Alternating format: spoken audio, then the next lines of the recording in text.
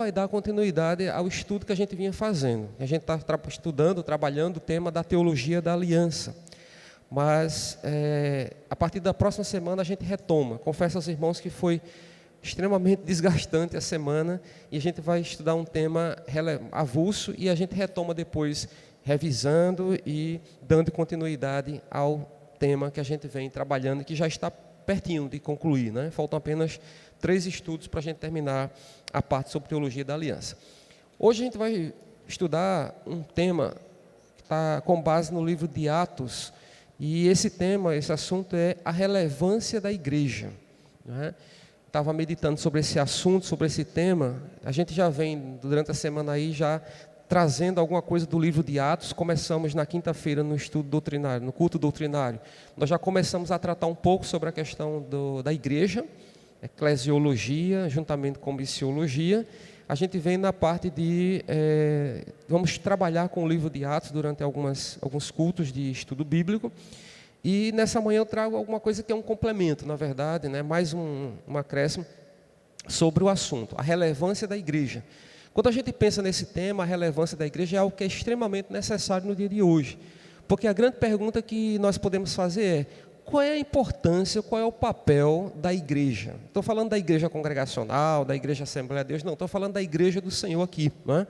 Claro que a gente da igreja local, né? A gente pode pensar também na importância da igreja local, mas eu estou pensando aqui na igreja de um modo geral, a igreja do Senhor, o corpo de Cristo, né? Será que nós temos, a grande pergunta que eu gostaria de trazer para a gente começar o estudo é: será que nós temos sido relevantes para este mundo, tal como as Escrituras nos orientam?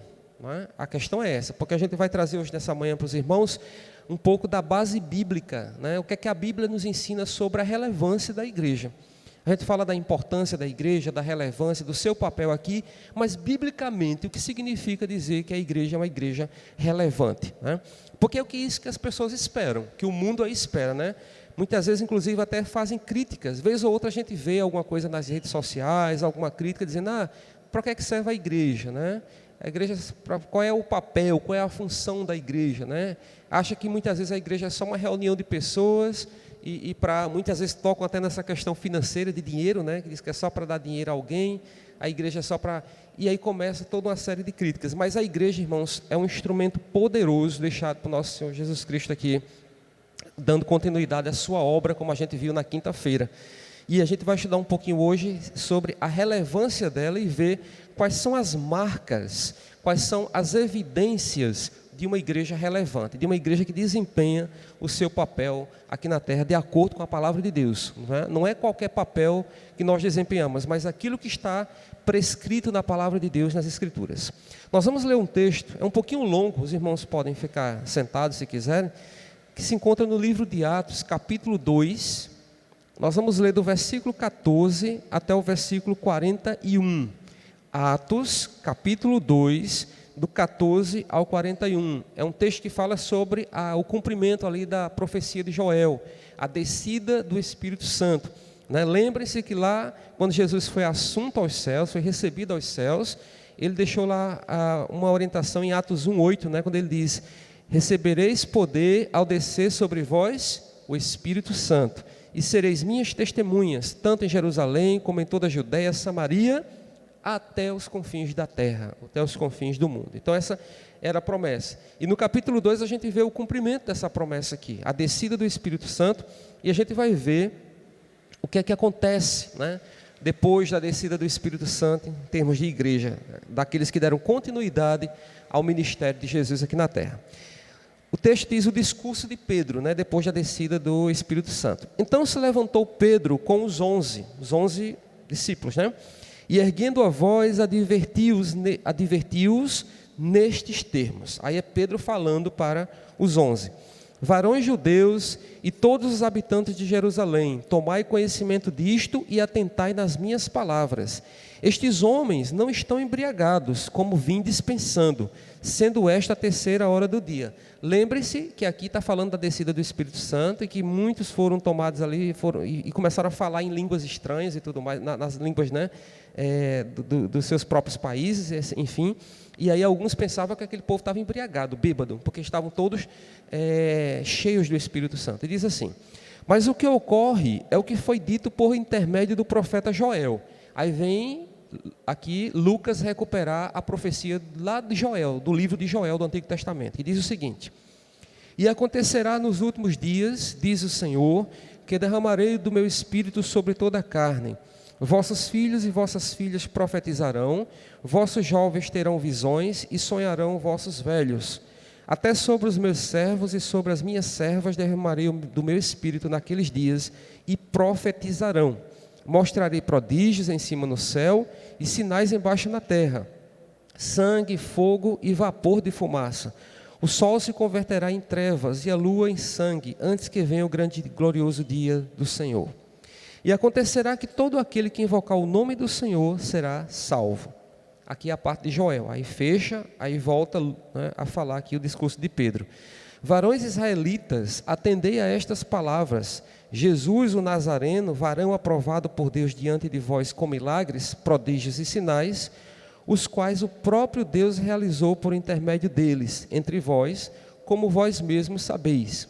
Sendo este entregue pelo determinado desígnio e presciência de Deus, vós o matastes, crucificando-o por mãos de iníquos, ao qual, porém, Deus ressuscitou, rompendo os grilhões da morte, porquanto não era possível fosse ele retido por ela. Porque a respeito dele diz Davi: diante de mim via sempre o Senhor, porque está à minha direita, para que eu não seja abalado. Por isso se alegrou o meu coração e a minha língua exultou. Além disto, também a minha própria carne repousará em esperança. Aqui, irmãos, ele está recuperando um pouco do livro dos Salmos, né, o Salmo de Davi. Veja que o texto vai recuperando algumas passagens da Bíblia. Porque não deixarás a minha alma na morte, nem permitirás que o teu santo veja corrupção. Fizeste-me conhecer os caminhos da vida, encher-me-ás de alegria na tua presença. Isso aqui é Pedro recuperando o Salmo, fecha e volta ele a falar. Irmãos, seja-me permitido dizer-vos claramente a respeito do patriarca Davi, que ele morreu e foi sepultado, e o seu túmulo permanece entre nós até hoje. Sendo, pois, profeta e sabendo que Deus lhe havia jurado que um dos seus descendentes se assentaria no seu trono, prevendo isto, referiu-se à ressurreição de Cristo, que nem foi deixado na morte, nem o seu corpo experimentou a corrupção. A este Jesus Deus ressuscitou, do que todos nós somos testemunhas. Exaltado, pois, à destra de Deus, tendo recebido do Pai a promessa do Espírito Santo, derramou isto que vedes e ouvis. Porque Davi não subiu aos céus, mas ele mesmo declara. Aí novamente o Salmo de Davi. Disse o Senhor ao meu Senhor: assenta-te à minha direita, até que eu ponha os teus inimigos por estrado dos teus pés. Esteja absolutamente certa, pois, toda a casa de Israel, de que a este Jesus, que vós crucificaste, Deus os fez Senhor. Aqui novamente Pedro vai para o Salmo, recupera o Salmo, mostrando a profecia acerca de Jesus, né, lá do Salmo. Ouvindo eles estas coisas, né, depois que tudo aquilo que Pedro falou, o discurso de Pedro, o sermão de Pedro, todos que estavam ali ouvindo estas coisas, compungiu-se-lhes o coração e perguntaram a Pedro e aos demais apóstolos: que faremos, irmãos?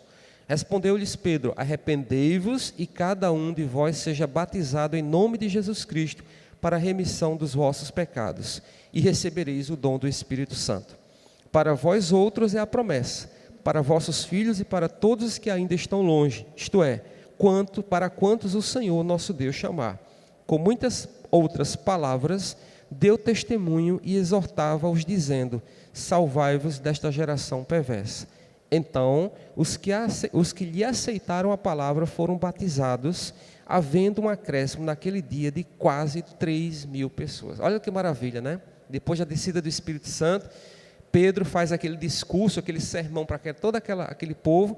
No sermão de Pedro, vocês viram aqui que ele recupera a profecia de Joel, traz, né, a promessa que Deus fez do derramamento do Espírito Santo, e traz também a profecia lá, desde os Salmos, né, sobre aquele que viria, né, da descendência de Davi, né, do trono de Davi, referindo-se a Jesus Cristo, como a gente até já estudou aqui na teologia da aliança, né? E aí termina esse texto dizendo aqui a maravilha, né? Todos ficaram com o coração compungido, contrito diante daquela pregação de Pedro, diante daquele sermão, e diz o texto que naquele dia aceitaram a palavra, né, e foram batizados aproximadamente 3.000 pessoas. Poder do Espírito Santo atuando naquela igreja. Bom, irmãos, este é o texto base para o nosso estudo nessa manhã. Como eu falei, nós vamos meditar hoje sobre a relevância da igreja, né? Qual é a importância da igreja.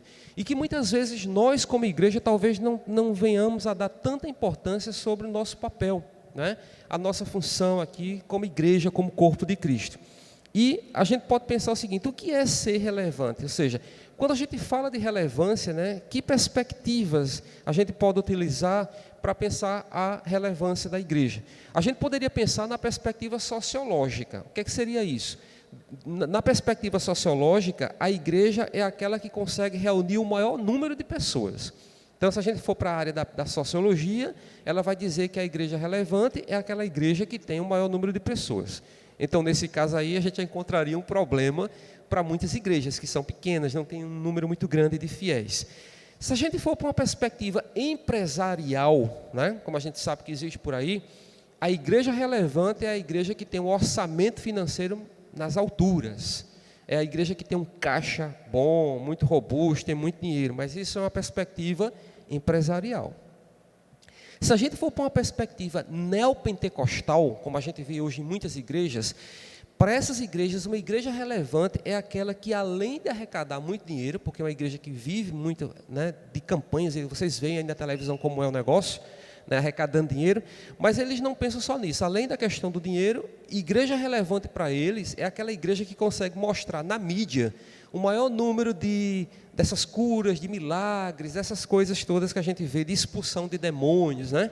A gente assiste e vê muitas vezes como elas ficam nessa competição para mostrar ali que as pessoas estão se tornando cada vez mais bem-sucedidas, as pessoas estão indo bem financeiramente, né? De vez em quando a gente está passando lá o canal de televisão e vê aquele testemunho.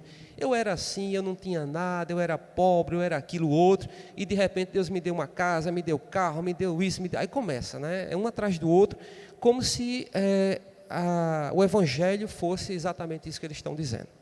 E aí, irmãos, a gente vê isso, ó, do ponto de vista sociológico a gente tem uma visão, do ponto de vista empresarial a gente pode ver a igreja como uma coisa, do ponto de vista neopentecostal a gente vai ter outra visão. Mas o que importa para nós é apenas uma coisa. Do ponto de vista bíblico, que é o que nos interessa, o que é uma igreja relevante? Será que a Bíblia, né, a palavra de Deus, a Escritura, ela tem algo a dizer sobre isso? E é sobre essa questão que a gente queria ver nessa manhã. Porque a gente sabe que muitas pessoas aí, existem muitas visões sobre igreja, né? Visões muitas vezes bem distorcidas, né? Pessoas que acham que a igreja, vê a igreja como, enfim, às vezes como um agrupamento de pessoas apenas, é apenas um ajuntamento de pessoas, né? É um conjunto de pessoas que se reúnem para fazer as suas reuniões e não passa disso. Outros acham que a igreja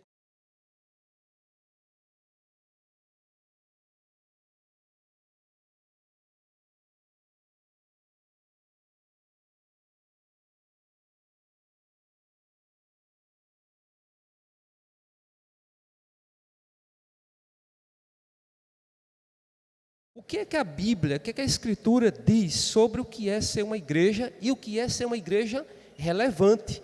Porque vocês viram aqui no texto que a gente acabou de ler, uma igreja relevante é uma igreja, como a gente vai estudar nessa manhã, é uma igreja que é totalmente fundamentada na Escritura, né? O sermão do Pedro aqui, do apóstolo Pedro, é um sermão todo baseado na Escritura. Sermão que vai lá para Joel, que vai para o livro dos Salmos e assim por diante. Então, irmãos, uma igreja relevante, né, de acordo com a palavra de Deus, é uma igreja que faz a diferença. Ser uma igreja relevante, numa perspectiva bíblica, é ser uma igreja que tem um papel de total diferença aqui no mundo, que faz diferença em relação ao mundo. E eu vou ler com os irmãos uma referência aqui que mostra muito bem isso, que é o que o apóstolo Paulo diz lá em Filipenses capítulo 2. Eu acho que é um texto muito claro para nós entendermos o que é essa relevância, qual é a importância de ser igreja, né, nesta sociedade que nós vivemos, no mundo que nós vivemos. Filipenses 2, capítulo 2, versículo 15, Paulo diz o seguinte. Eu vou pegar do 13 porque fica mais fácil para entender, para não quebrar, tá certo? Porque Deus é quem efetua em vocês tanto o querer como o realizar, segundo a sua boa vontade. Fazei tudo sem murmurações nem contenda. Aí vem o 15 agora. Para quê? Para que vos torneis irrepreensíveis e sinceros, filhos de Deus inculpáveis, no meio de quê? De uma geração pervertida e corrupta, na qual resplandeceis como luzeiros do mundo. Pronto. Paulo é muito claro quando ele traz aqui o que é essa relevância do ponto de vista bíblico. Ou seja, nós somos aquele grupo, nós somos as pessoas, somos filhos de Deus, né? Ele diz aqui, para que nós nos tornemos irrepreensíveis, tenhamos uma conduta, né, baseada e toda fundamentada na palavra, na Escritura, para que nós nos tornemos irrepreensíveis e sinceros, como filhos de Deus inculpáveis, ou seja, em que não se ache culpa, que não se ache, né, repreensão, no meio de uma geração pervertida e corrupta, na qual, né, nós atuamos ou aparecemos como luzeiros no mundo, ou luzeiros resplandecentes. Se a gente voltar lá para os evangelhos, Jesus já diz lá, né, vós sois a luz do mundo. Então, nosso papel aqui no mundo, irmãos, como igreja e como igreja relevante, é brilhar, resplandecer Cristo Jesus no meio dessa sociedade. E a palavra de Deus já diz que sociedade é essa. É uma sociedade, uma geração pervertida e corrupta. Duas palavras muito fortes para mostrar o quanto a sociedade, o mundo, está distante da palavra de Deus. E aí tem uma coisa interessante. Se o mundo está distante de Deus, e a igreja ela vai ser como um meio de mensurar, de medir como é que é essa distância do mundo. Porque se nós, como igreja, estamos nos parecendo mais com o mundo não vai perceber muito essa diferença. Não é verdade? Isso é um fato.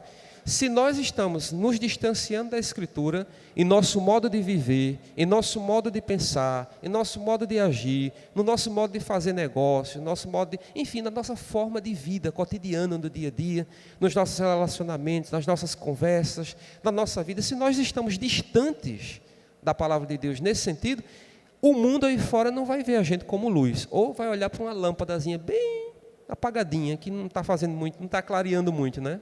Os irmãos já viram um ambiente escuro, você botar uma coisa bem pouquinho ali, não vai surtir muita diferença não, vai dar um lampejozinho ali de luz, mas não vai impactar. Se a gente estiver num ambiente escuro e de repente abrir um flash de luz assim, aí o negócio impacta, né? Chega ali, ó, e dá aquela sacudida no ambiente. É mais ou menos essa a função da igreja, é dar uma sacudida no mundo, ou seja, nós somos, Paulo diz aqui, luzeiros no mundo. Então, a igreja, ela é relevante na medida em que ela transforma, que ela impacta o mundo, em que ela faz a diferença aqui, conforme o apóstolo Paulo mostra, como luzeiros no mundo.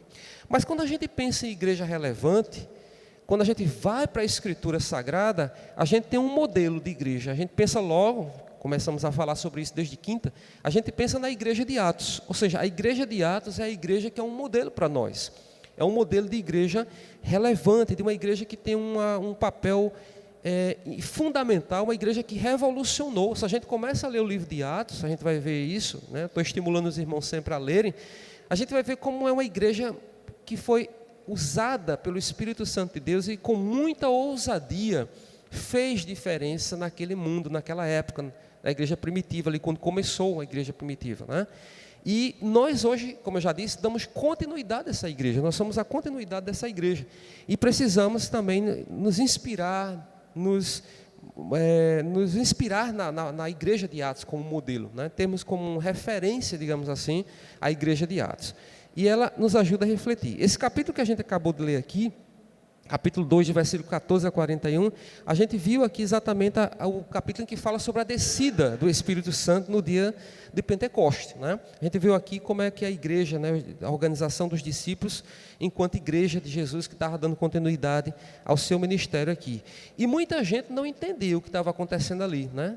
Naquele momento ali, a descida do Espírito Santo, né, no dia de Pentecostes, e aquela multidão que estava ali naquele momento era uma multidão que estava meio perplexa, sem entender, sem saber o que estava acontecendo.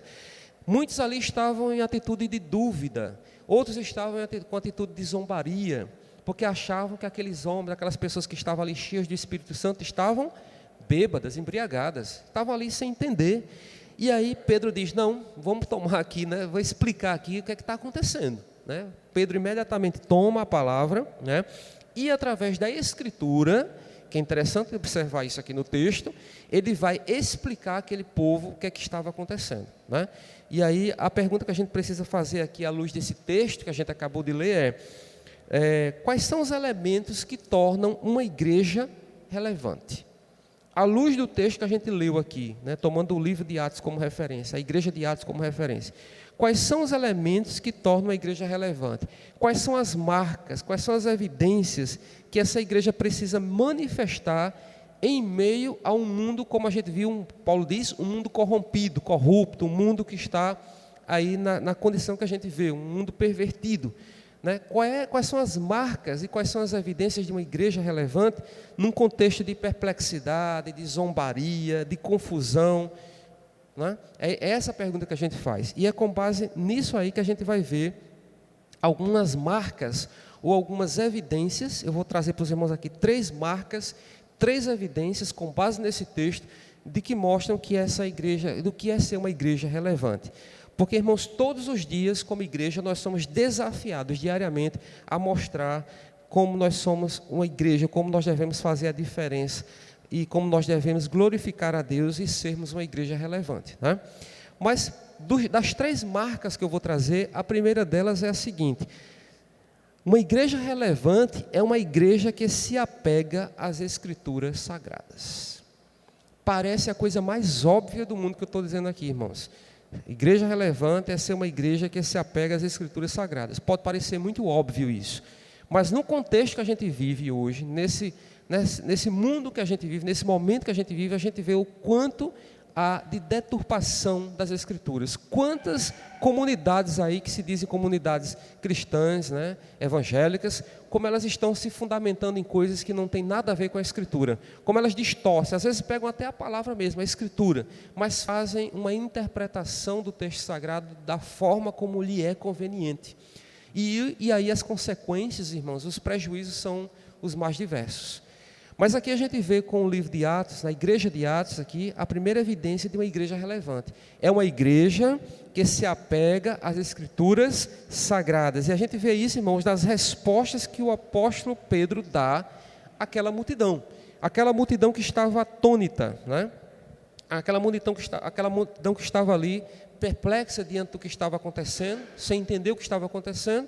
E o apóstolo o Pedro, né, vai usar a Escritura para fundamentar. Eu vou mostrar para os irmãos como é que ele usa a Escritura, né? Eu já fui lendo o texto com vocês aqui na hora, e já fui mostrando algumas partes do texto em que Pedro usa a própria Escritura para explicar o que estava acontecendo. Se os irmãos quiserem aqui acompanhar comigo, vocês vão ver ali no livro de Joel.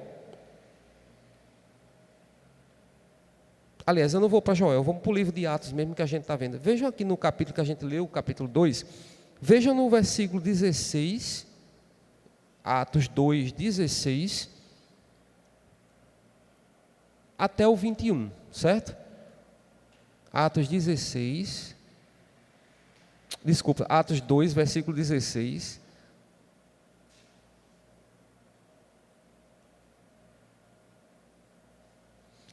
Até o 21. Mas isso é Pedro falando. Mas o que ocorre aqui é o que foi dito por intermédio do profeta Joel.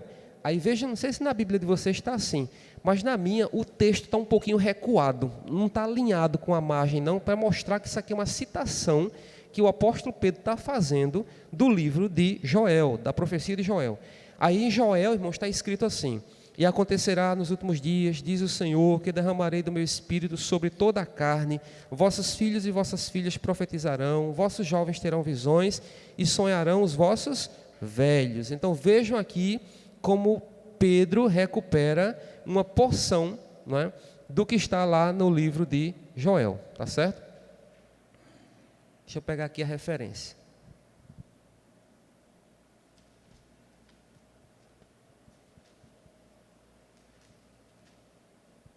(44), localizar aqui o texto. Bom, depois a gente pode fazer exercício com mais calma, pegar lá no próprio livro de Joel. Mas aqui é só para mostrar aos irmãos como Pedro vai recuperar e trazer para o seu sermão, para o seu discurso, uma parte da escritura que ele usa para fundamentar, para explicar aquilo que estava acontecendo, tá certo? Outra parte aqui do capítulo que nós lemos de Atos, no capítulo 2, é do versículo 34 e 35. Olha aí, irmãos, no texto que a gente está, quem está com a Bíblia, deixa a Bíblia aberta para a gente ir acompanhando e vendo no próprio texto, não é? Quando termina de citar, quando o Pedro termina de citar Joel, ele continua falando com aqueles irmãos, explicando, aquela multidão toda que estava ali, explicando, e ele vai para os Salmos, né? Aí quando chega aqui no versículos 34, desculpa, no versículo 25 a 28, pulei aqui, 25 a 28, né? Porque a respeito dele, ou seja, a respeito de Jesus, diz Davi. Aí entra com o texto do Salmo. Veja como Pedro vai agora citar o Salmo, e é o Salmo 16. Se os irmãos em casa depois podem fazer essa leitura, certo? Porque não dá tempo a quem está aqui. Mas o Salmo 16, o Pedro traz aqui a partir do versículo 25 até o 28, quando ele diz assim: porque a respeito dele diz Davi, diante de mim via sempre o Senhor, porque está à minha direita para que eu não seja abalado. Por isso se alegrou o meu coração e a minha língua exultou. Além disso, também a minha própria carne repousará em esperança, porque não deixarás a minha alma na morte, nem permitirás que o teu santo veja corrupção. Fizeste-me conhecer os caminhos da vida, encher-me-ás de alegria na tua presença. Estão compreendendo, irmãos, isso que eu estou mostrando para vocês? Eu estou mostrando que uma marca, uma evidência de uma igreja relevante é uma igreja que se apega às Escrituras.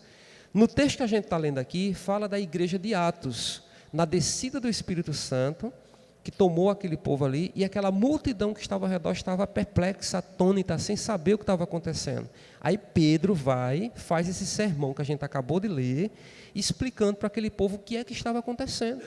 Só que para explicar o que estava acontecendo, não é da cabeça de Pedro que ele tira, não. Ele vai para a Escritura, vai para o Salmo, vai para o profeta Joel, mostrando pela Escritura o que é que estava acontecendo naquele momento. E é isso que eu queria trazer como lição para nós. Uma igreja relevante, uma igreja que é importante na sociedade, na comunidade, é uma igreja que está sempre trazendo a Escritura para dar resposta a todas as coisas que as pessoas trouxerem até nós. Sabe quando o vizinho chega para a gente com um dilema, com um problema, né? E chega para desabafar para você, para trazer aquele problema para você? O que é ser igreja relevante nesse momento? É ouvir o que o vizinho está dizendo ali, mas na hora de falar, de dizer alguma coisa, vamos lembrar da Escritura.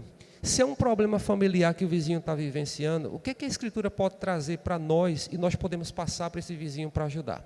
Ou para o nosso amigo, ou para algum parente. Se é um problema financeiro, se é um problema de doença, seja lá do que for, o drama que a pessoa está vivendo, como igreja relevante, a gente vai estar sempre tendo que se preocupar com a Escritura. Ou seja, o que é que a palavra de Deus me diz que eu possa levar para essa pessoa e ser dessa maneira relevante para ela.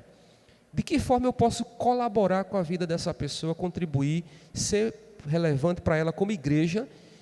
E aí a primeira marca de que você está sendo relevante é você levando a própria Escritura. Porque eu não estou falando apenas da Escritura aqui do púlpito, não. Porque aqui está pregando para cristãos, para irmãos.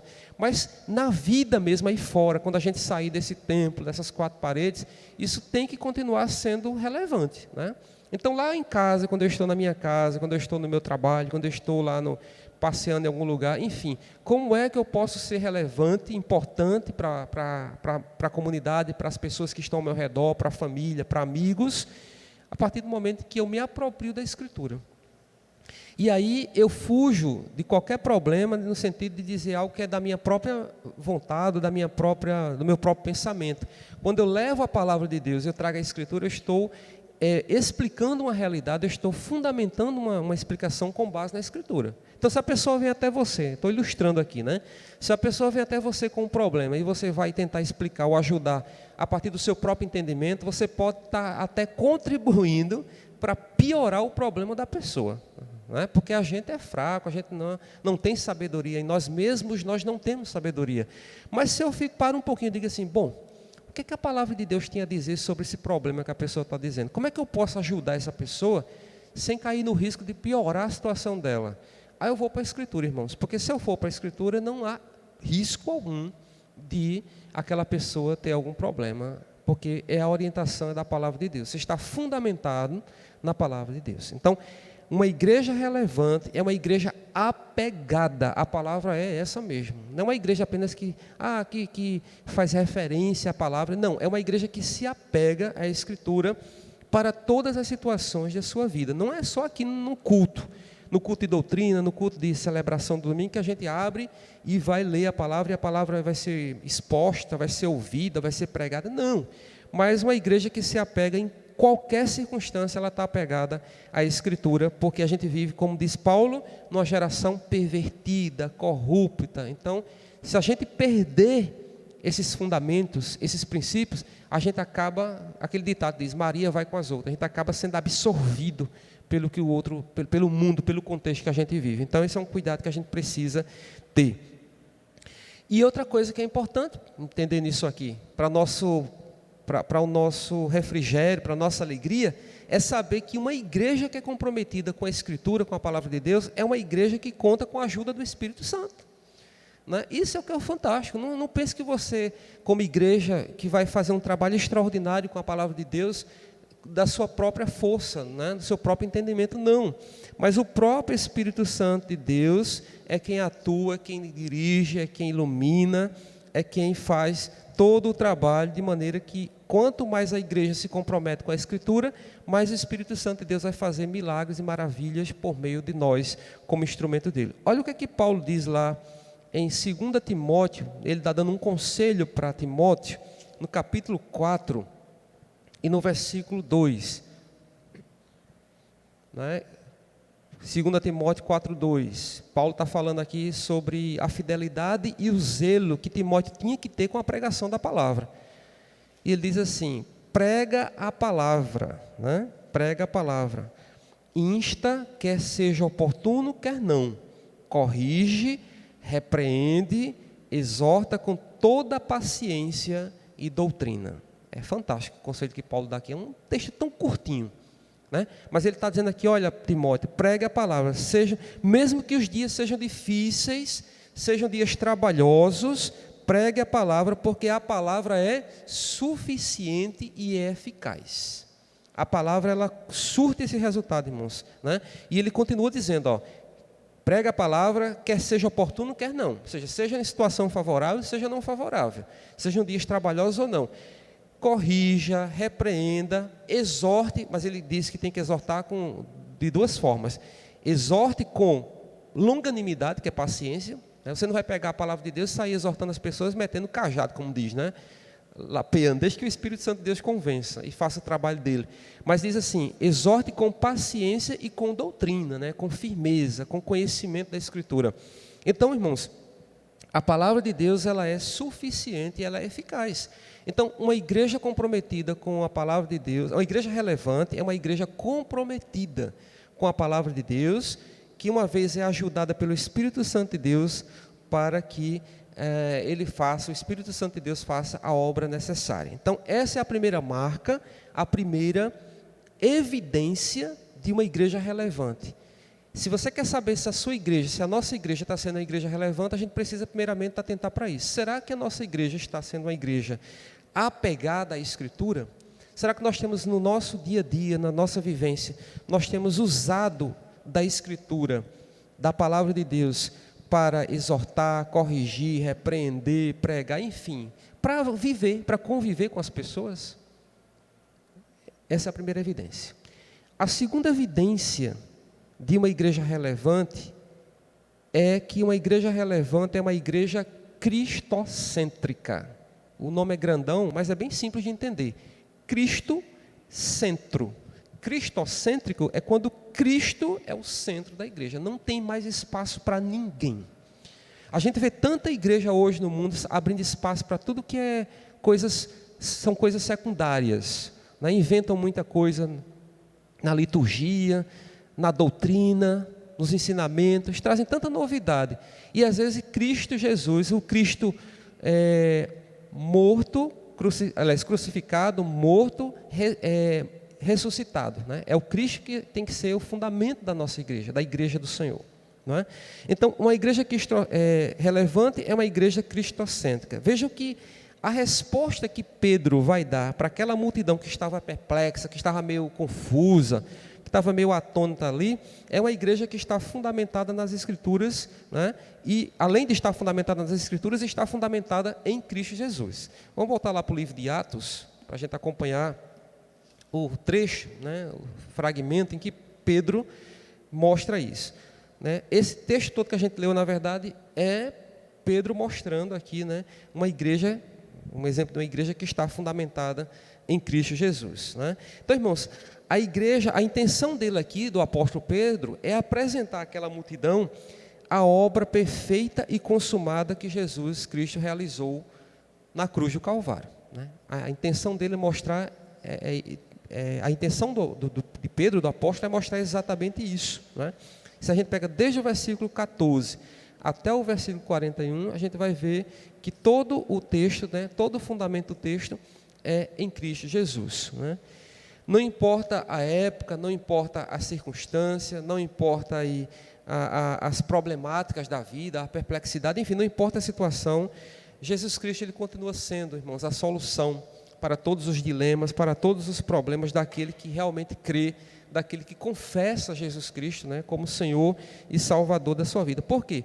Porque Jesus é o único que perdoa pecados, é aquele que justifica, né, o homem, como Paulo já mostrou de forma muito abundante nas suas cartas. A gente pegar a carta de Romanos, né, Paulo vai mostrar muito bem a justificação pela fé em Cristo Jesus. Né?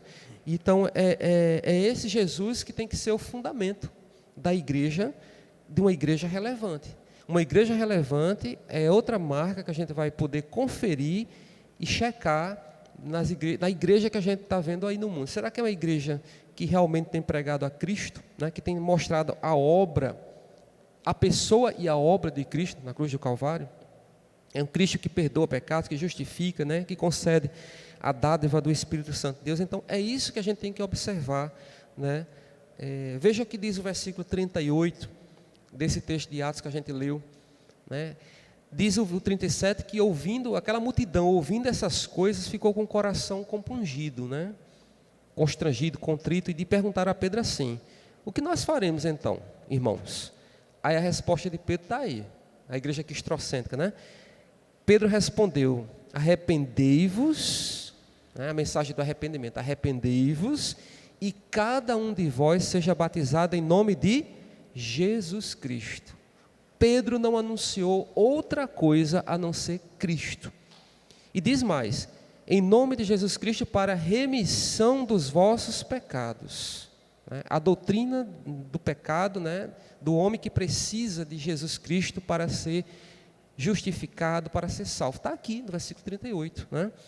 E ele completa dizendo assim: e recebereis o dom do Espírito Santo.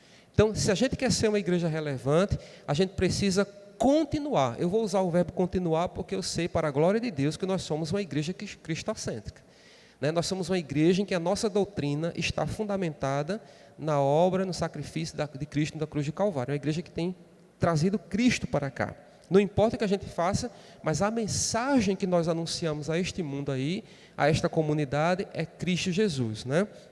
Então, a relevância da igreja, a saúde, o progresso e o sucesso de uma igreja é apresentar o que Jesus fez e o que Ele oferece por sua graça. É oferecer ao mundo a graça salvadora de Jesus Cristo.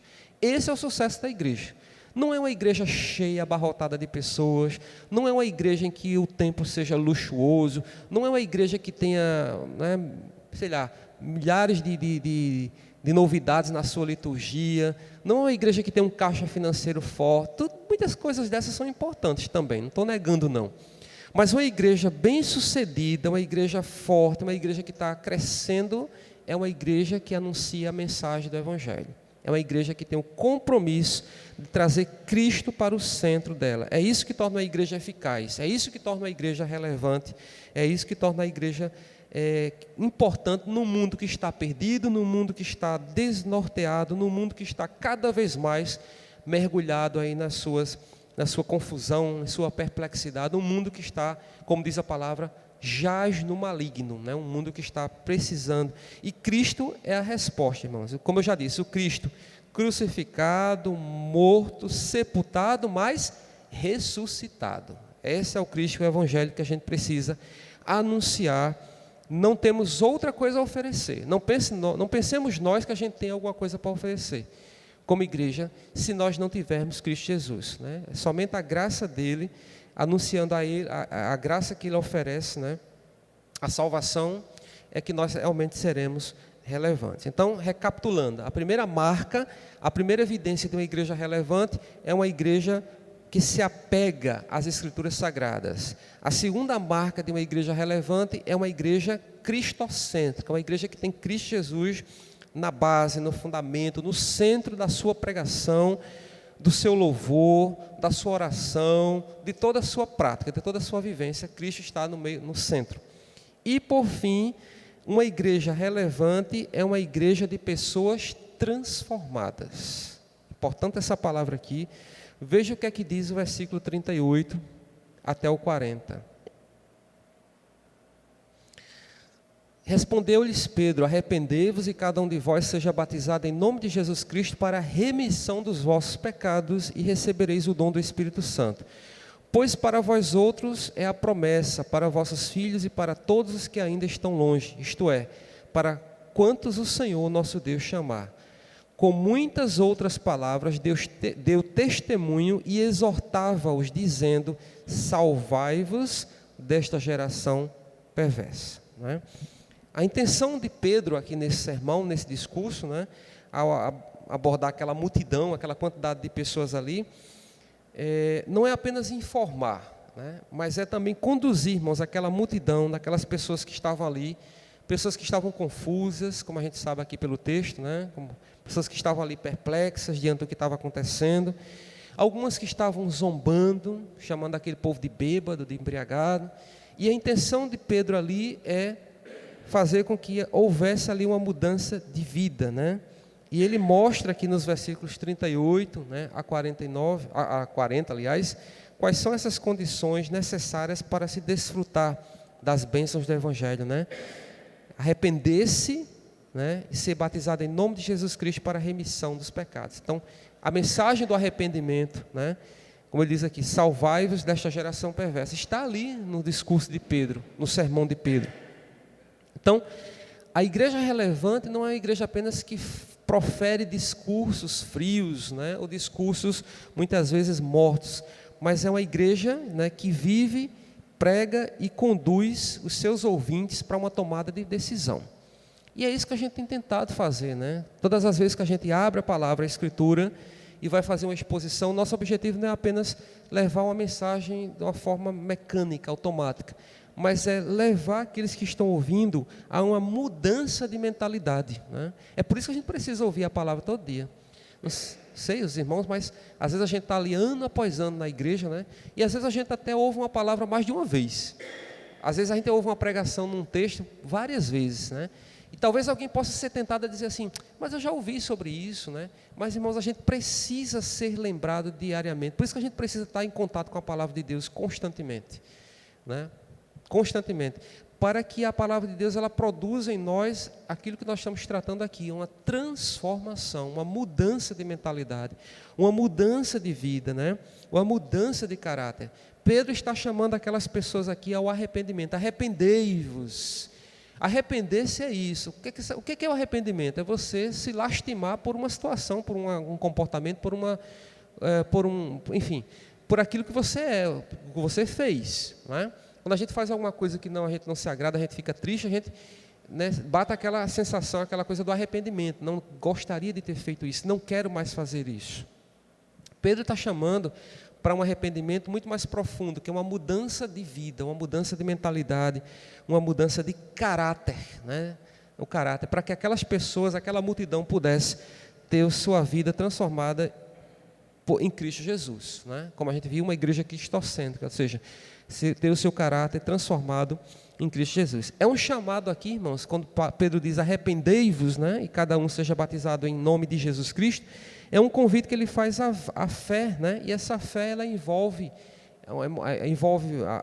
a mente, né? Envolve o entendimento, envolve a vontade da pessoa, enfim, que mexe com toda a estrutura, que envolve todo o ser de forma integral, uma mudança de vida que abrange todo o ser, né? E aí é isso que ele faz aqui, né? É uma mudança que consegue aqui propor uma mudança de comportamento, de vida e de modo de agir. Paulo já diz isso lá em Romanos, né? No capítulo 12. Paulo faz esse convite também aqui no capítulo 12, no versículo 2. Ele diz assim, no versículo 2, né? E não vos conformeis com este século, né? Mas transformai-vos pela renovação da vossa mente. Para quê? Para que transformar a mente? Para que renovar a mente? Ele diz depois, para que experimenteis qual seja a boa, agradável e perfeita vontade de Deus. Então, por fim aqui, a igreja relevante é uma igreja de pessoas transformadas, pessoas que mudaram seu caráter, pessoas que mudaram, mas não mudaram por conta própria, mudaram porque foram transformadas por Cristo Jesus. Elas agora apresentam um caráter moldado pelo Espírito Santo de Deus. Então, irmãos, quando a gente, como igreja, é uma igreja cujas vidas são transformadas por Cristo Jesus, que tem uma outra mentalidade, isso vai ter um impacto aí fora no mundo, não é? Porque as pessoas vão se aproximar de nós e vão ver que nós temos uma linguagem diferente, nós temos um vocabulário diferente, nós temos uma forma de pensar diferente, nós temos uma forma de agir, de tomar decisão em relação a algumas coisas da vida de modo diferente. Ou seja, a gente vai começar a ser aquilo que o texto de Filipenses diz, o luzeiro no mundo. A gente vai começar a mostrar uma outra realidade, fazer diferença, aquilo que eu comecei a dizer no início do estudo, né? A igreja relevante é uma igreja que faz diferença.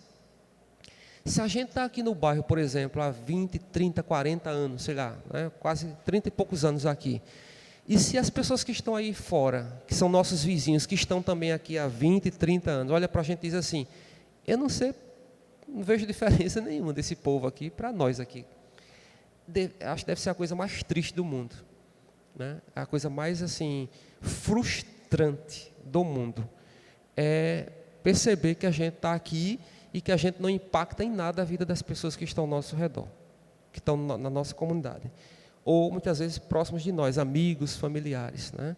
Não somos perfeitos, isso é verdade, né? Só quando a gente estiver com Cristo que a gente vai ter o caráter transformado plenamente, totalmente estaremos com Cristo, aí sim não haverá mais pecado, não haverá mais injustiça, não haverá mais... Mas aqui, enquanto a gente estiver aqui, é uma luta diária, todos os dias, para sermos transformados, para termos o nosso caráter mais próximo possível do caráter de Cristo Jesus, para que assim essa luz brilhe, e brilhe intensamente, e brilhe com força, né? E as pessoas sejam impactadas. Então, irmãos, a igreja relevante é uma igreja de pessoas transformadas para que nós possamos dar testemunho desse evangelho, e de forma que esse evangelho se torne atraente, porque se a gente conseguir cumprir esse objetivo, glória a Deus, estaremos cumprindo aqui aquilo para o qual nós somos chamados.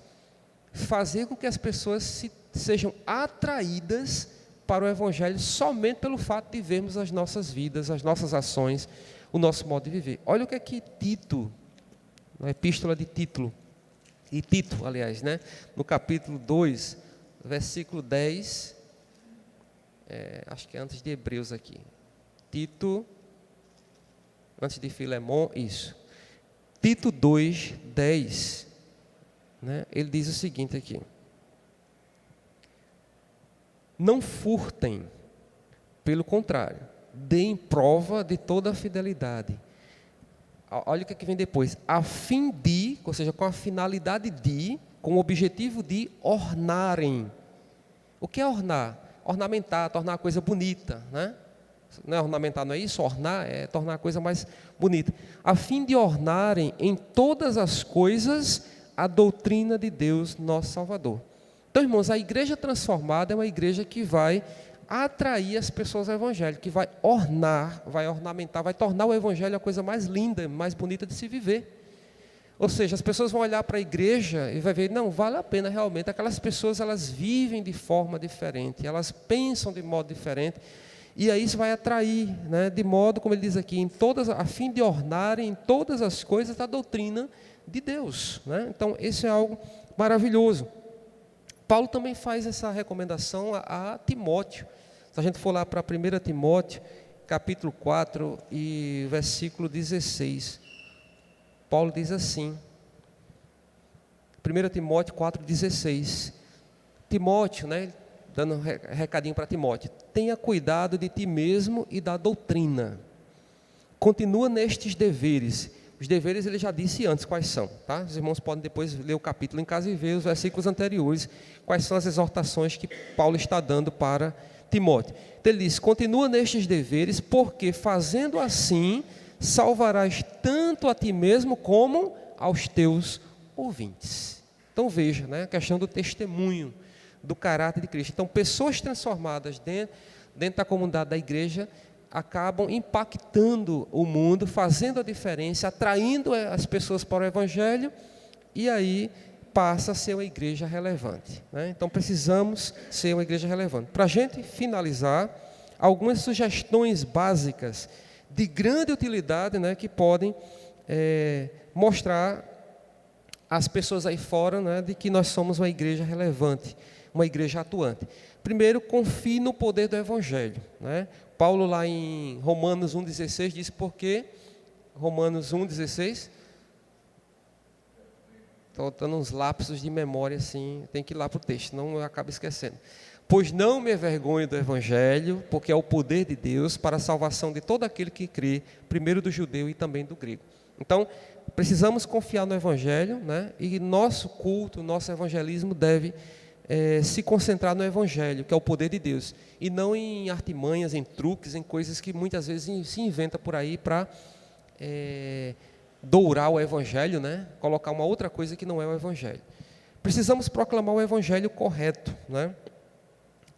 Vamos para Gálatas, capítulo 1, versículo 8, o que é que Paulo diz sobre isso? Proclamar o Evangelho correto, o Evangelho genuíno, o Evangelho verdadeiro. Gálatas 1, 8. Mas ainda que nós, ou mesmo um anjo vindo do céu, vos pregue evangelho que vá além do que vos temos pregado, seja anátema, ou seja, maldito. Então é suficiente para a gente entender que a gente precisa pregar ou proclamar o evangelho correto. Outro conselho, sugestão, promova um evangelho integral. O evangelho, irmãos, ele anuncia, né, anuncia a conversão do pecador, né? Mas ele anuncia uma conversão que abrange o homem como um todo, né? E além dessa conversão espiritual, né, esse evangelho é um evangelho também que vai atender o necessitado, né? Vai atender essa pessoa em suas necessidades, né? Enfim, é um evangelho que está comprometido também com a justiça social, com o bem-estar social da pessoa, e vai se preocupar com o todo. Aquilo que a palavra fala lá em Tiago, por exemplo, a fé sem obras é uma fé morta. Então a gente se preocupa com a salvação, com a conversão, mas a gente se preocupa também com o ser nas suas necessidades. Se está doente, precisa de medicação, precisa de remédio. Se está com fome, precisa de comida. Se está com necessidade de roupa, a gente vai lá e tem que atender a necessidade da roupa, e assim por diante, né? E por último, ore pela obra do Evangelho. Outra sugestão, né? A relevância da igreja, ela está na dependência de Deus. Precisamos orar sempre pela obra do Evangelho, né? Por aquilo que só pode ser feito no poder do Espírito Santo de Deus. Precisamos sempre pedir a Deus, né, que venha capacitar a sua igreja. Nós não somos suficientes, nós não temos poder de nós mesmos, né? Daí precisamos pedir a Deus poder do Espírito Santo, ousadia para podermos fazer aquilo que o Senhor quer que nós façamos como igreja e que sejamos, por isso mesmo, relevantes, né? Então, finalizando, precisamos ser uma igreja que se apega às Escrituras, precisamos ser uma igreja cristocêntrica e precisamos ser uma igreja que demonstra ao mundo que somos compostos por pessoas de vidas transformadas. E aí sim, esse testemunho fará a diferença, né, entre todos aqueles que nos rodeiam. Então, que o Espírito Santo de Deus nos ajude a sermos essa igreja relevante que a gente ouviu nessa manhã. Os irmãos têm alguma dúvida, alguma colocação, algum comentário para fazer acerca disso?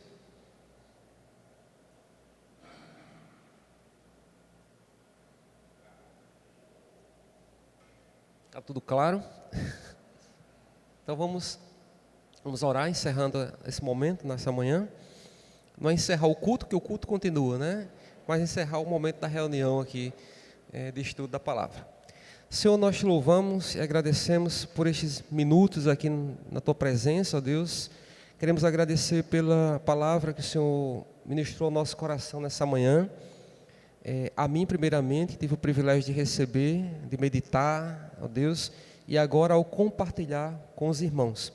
Quero agradecer por esse momento e pedir que o Senhor venha nos ajudar, ó Pai. Teu Espírito Santo nos ajude a sermos uma igreja relevante, Pai, que a cada vez mais, diante de um mundo pervertido, de um mundo corrompido, nós possamos nos apegar, Senhor, à Escritura, à Tua palavra, às Tuas ordenanças, aos Teus mandamentos, aos Teus preceitos, que são vida, Deus, que nos orientam, que nos guiam, que nos conduzem para um caminho eterno.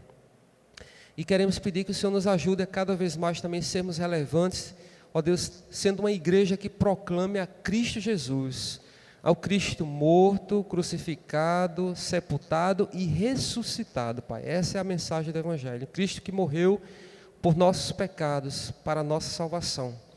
E que possamos também, Senhor, ser uma igreja relevante, sendo transformados dia após dia. Que as pessoas que nos rodeiam, em casa, no trabalho, na igreja, em qualquer lugar, Senhor, elas possam notar diferença em nossas vidas. Que elas possam perceber. E por isso mesmo elas possam ser atraídas para uma outra forma de viver, diferente daquelas que estão vivendo, Senhor. Que nós possamos ser, ó Deus, motivadores, ó Deus, de uma mudança de consciência, de mentalidade em Cristo Jesus. Pedimos que o Senhor nos dê força, que o Senhor nos capacite. Nós não temos condição, não temos essa capacidade, mas oramos para que o Espírito Santo de Deus nos ajude nesse empreendimento. Pedimos pela igreja aqui, Senhor, a igreja local, que o Senhor venha abençoar a liderança de um modo geral, que o Senhor venha capacitar cada vez mais, que o Teu Espírito Santo venha conduzir, venha dirigir. Deus abençoa a membresia de um modo geral, os nossos irmãos, cada membro, cada pessoa que faz parte, Deus, deste corpo, desta igreja. Que o Senhor esteja abençoando, visitando, Deus, transformando, dando crescimento, ó Deus, acompanhando, ó Deus, a vida de cada um, ó Deus, em todas as áreas, em todas as dimensões, porque nós somos, ó Deus, acompanhados por Ti em toda a nossa forma de viver. Que o Senhor esteja nos capacitando, nos habilitando, ó Deus, para fazermos o Teu trabalho, a Tua obra. Ó Deus, abençoa as atividades do dia, de cada irmão, que o Senhor esteja, ó Deus, presente em cada coisa que vai ser feita, Deus, em tudo o Teu nome seja glorificado, para a glória do Teu nome. Nós oramos agradecidos, pedimos que o Senhor nos conceda, ó Deus, um restante dia abençoado, nos conduza em paz para as nossas casas, debaixo da Tua proteção, dos Teus livramentos. Nós oramos agradecidos no nome de Jesus.